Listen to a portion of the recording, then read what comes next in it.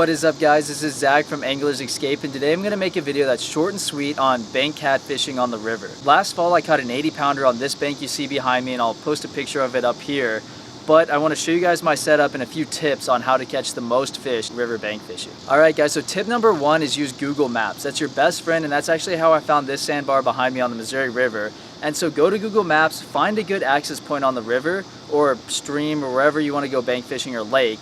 And then, especially if you're on a river, you want to look for somewhere where there's some calm water. So you can see behind me there's a wing dike, and that's perfect because that creates this slack water that a lot of the big fish come into, because no fish wants to sit out there in the current all day fighting it. So they're gonna find some deep hole that's out of the current that they can sit in, and when they go feeding, a lot of the bait fish are gonna be in the calmer water. So right here I have a really good setup, the slack water. And again, just use Google Maps, find somewhere with some slack water and a good access point, and that's step one. So the next tip deals with when to go bank fishing on a river. I find one of the best times to go bank fishing on the river is when it's flooding. What happens when it's flooding, a whole bunch of worms flooded out of their homes, and so those catfish are gonna be right on the bank where you are, eating all those worms. So you can see this is a huge river. It goes out there like 3/4 of a mile. So there's fish just scattered all around, but when it floods, they're all heading into the bank, trying to get that flooded debris. There's a lot of food for them to eat. The carp, the bait fish are feeding on all the little plants on the shore. The worms are getting flooded out, and that's when your best chances are.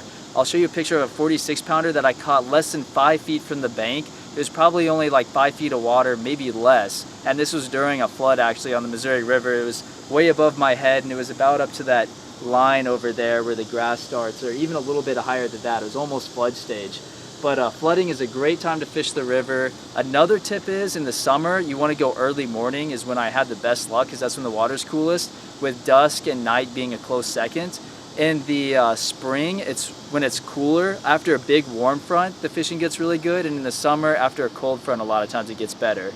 Alright, so the next tip for river bank fishing has to deal with what bait to use. So rivers, one problem with it is your bait loses its scent very quick because that water is constantly rushing by it, and that's why I really like to use live bait.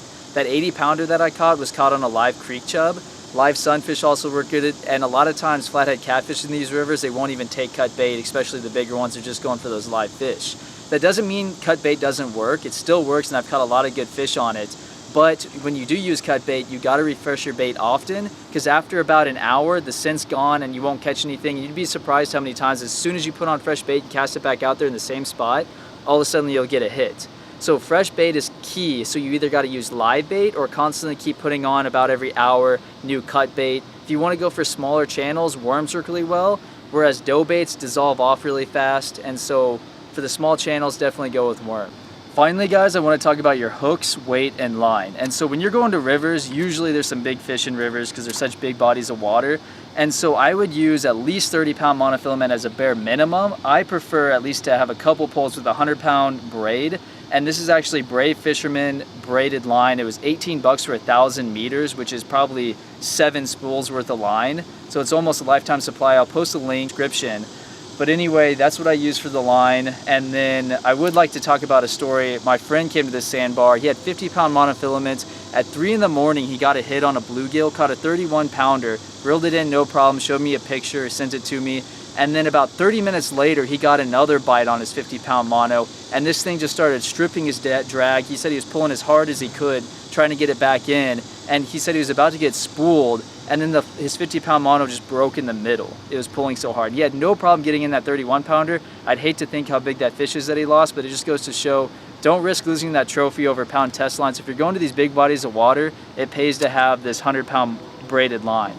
All right, and then the weights I use for bank fishing is a no-roll sinker. You can see it's got a flat bottom, so it stays real nicely when the current's rushing by. Right here I have to use about an 8-ounce sinker, and it's really, eBay is about $2.50 to $3 a pound for these sinkers, so it's a pretty good deal, or you can go to Craigslist and get a little bit better deal if you can find someone locally making them and selling them. And then finally guys, you can go to Amazon or eBay, and I like to use 8-aught to 10-aught hooks for live bait and 6-aught hooks for cut bait. So I hope you'll be able to use one of these tips guys, and as always, good luck fishing. So I'm gonna go ahead guys, bait up this trophy size catfishing rig with a nice bluegill that I caught at the local creek with that 10-aught circle hook I was showing you guys. Real lively bait, that 8-ounce weight. And let's go ahead with this 100-pound test line. Definitely won't have any break-offs. I'm gonna go down there and go ahead and cast them in.